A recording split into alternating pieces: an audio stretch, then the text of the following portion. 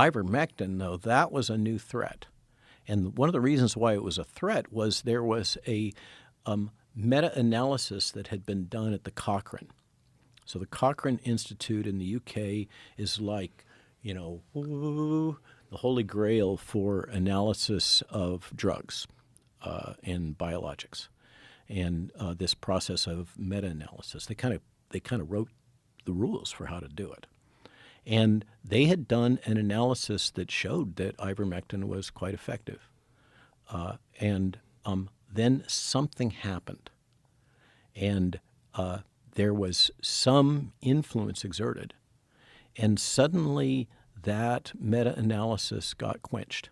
It got squashed.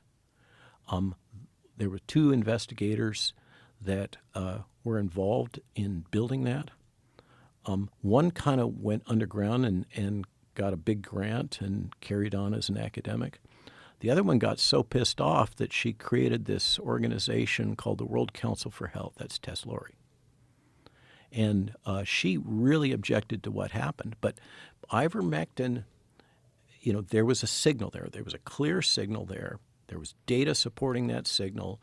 And then something happened to cause that meta-analysis to be restructured, and certain studies that were showing how effective it was to be thrown out, and then the suppression of the data coming out of India. You remember that? Mm-hmm. We want to source it so we have enough doses for everybody.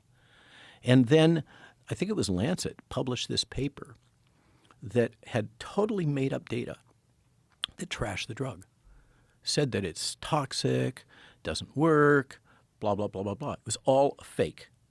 Okay? They pulled the paper when it became revealed that it was based on non-existent data, that it was more propaganda published in one of the top medical journals in the United States. But by that time, it was completely crushed.